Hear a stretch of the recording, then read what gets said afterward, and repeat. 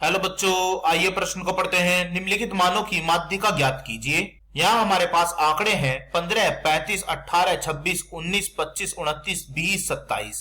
सबसे पहले हमें इस प्रश्न की मुख्य अवधारणा को समझना होगा। यदि हमारे पास आंकड़ों की संख्या जिसे हम n से प्रदर्शित कर रहे हैं और यह संख्या हमारी सम आ गई, तो माध्यिका का क्या सूत्र होगा?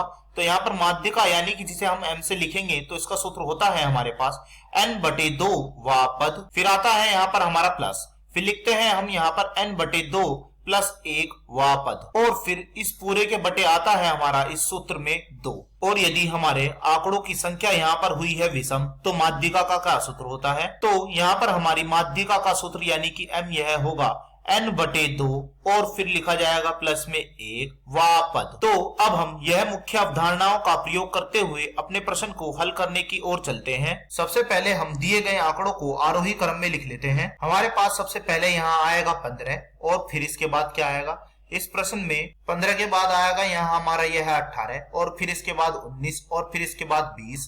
तो लिख लेते हैं 15 और फिर यह 18 और फिर इसके बाद 19 और फिर यह आया 20 के बाद क्या आएगा? और फिर इसके बाद आएगा 25 और फिर यह 26 और फिर 27। लिख लेते हैं 27 के बाद 29 और सीधा फिर आएगा हमारा यहाँ पर 35। तो लिख लेते हैं, तो 27 के बाद आएगा यहाँ हमारा यह 29 और फिर सीधा आएगा यहाँ पर हमारा 35। तो हमने देखा यहाँ पर कि हमारे आंकड़ों की संख्या यहाँ पर विषम आई है, अर्थात यह संख्या आई है हमारे पास यहाँ पर 9। तो हम कह सकते हैं कि यहाँ पर कौन से सूत्र का पालन होगा?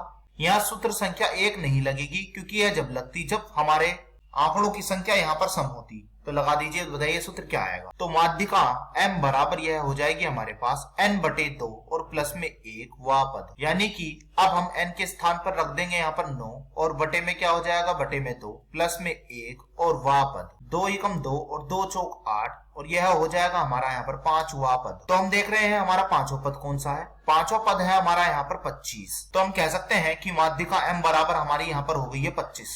तो हमने यहाँ पर माध्यिका m का मान आ गया है, यह आया है हमारा 25, जो कि हमें यही ज्ञात करना था। आशा करता हूँ यह प्रश्न आपको समझ में आया होगा। धन्यवाद।